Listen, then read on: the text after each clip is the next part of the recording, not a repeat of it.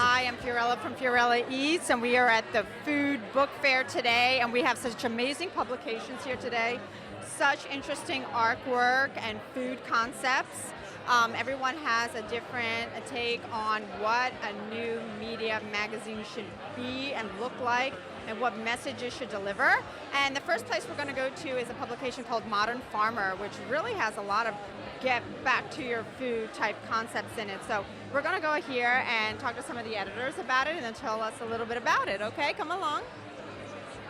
I'm Molly Birnbaum, I'm the managing editor of Modern Farmer magazine. You know, I was looking through your magazine and I love it, and I love the concept of it. And can you tell us a little bit more in your words about the Modern Farmer? Sure. I mean, the Modern Farmer, the one that we're writing for now, is pretty much anyone who cares about where their food comes from. And so we're looking at stories of, climate change and new technology in farming with how-tos, how to build a fence, and recipes, and the whole 9 yards, everything about food before it hits the plate. In every issue we have an article about a farm animal. Which chicken would you choose, which sheep, which pig, and we like to photograph the animals like they're celebrities and then put them on the cover. Okay guys, now we're going to attack Saucy magazine. It is indeed saucy. Here we got it, guys. Super awesome, and we're going to go talk to one of the editors now, and let's see what we have. Hi, I'm Kristen Taylor, and I'm the founder and editor of Saucy Magazine. This is an amazing magazine. Can you tell me what your vision for it is?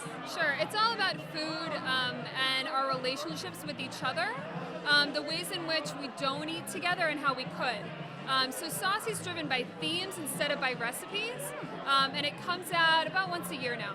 That's amazing, and I'm really into the idea of getting back together with people, with food, and just getting back to nature with food as well, getting in touch with your food. So what is this latest issue about?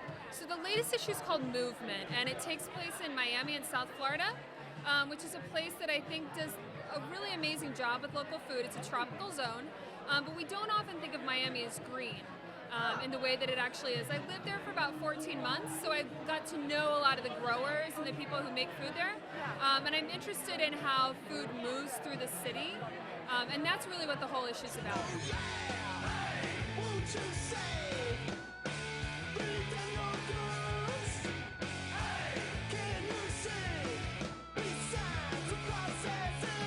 Here we are at the Food Book Fair, and we're talking to Mood, where we're talking about food and music. I'm Emma Hovel. I'm the creative director of Mood. Basically, we took two things that we really liked, music and food, and put them together.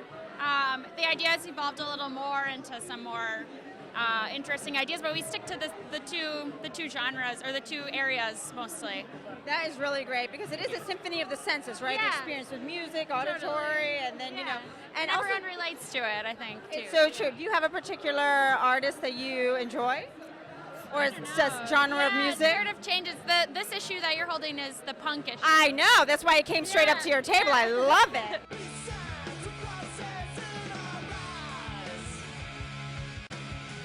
I am the publisher, editor, and art director of Put an Egg on It.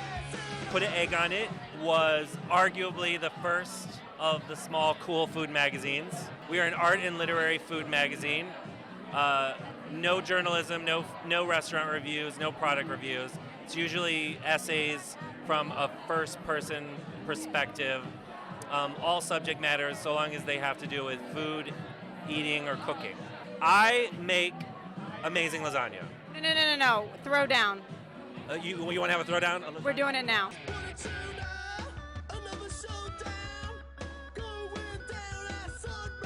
We are with Culture, the word on cheese, and you guys know that I love cheese, and I have two cheese lovers with me right now. Give me one of your favorite cheese pairings.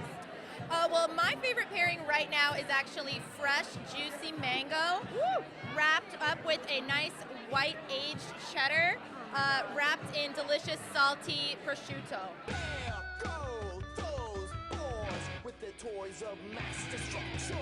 My name's Carrie Diamond. I'm the editorial director of Cherry Bomb magazine.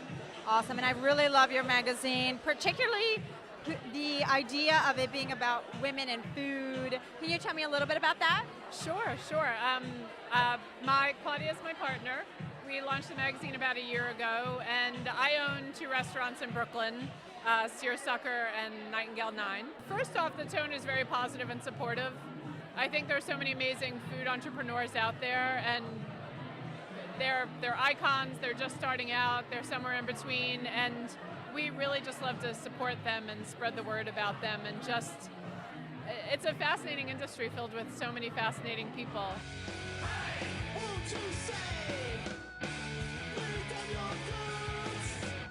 We are here with the Runcible Spoon people, and we have someone to speak to us who's very VIP, and we are going to talk about this amazing magazine and their newest issue called The Bland Issue. So The Bland Issue is basically a magazine about foods that are boring or blah, maybe about the picky ex-boyfriend who just didn't like their food touching on the same plate.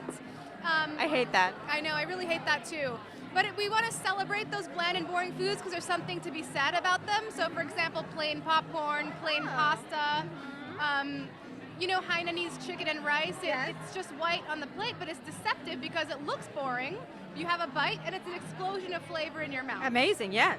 Yeah, so that's what this issue is all about. It celebrates those recipes that are truly boring and also ones that are maybe like misunderstood a little bit. Yeah, hiding a little flavor underneath the bland look. Okay, that sounds great. So what do you feel is your vision of your magazine?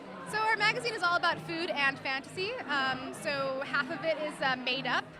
Half of it is real, and we have a lot of different illustrators and writers from around the world who contribute. In this latest issue, we have somebody from Portugal, an artist from New Zealand. We have a lot of writers from Brooklyn and New York, and then of course we're from DC, so we've got some DC love in there too. And it's just visually stunning. It's and interesting too, and it's just an interesting perspective of fantasy and food, which it truly, truly is. The two of them go hand in hand, obviously. Yeah. What do you feel about the food book fair today?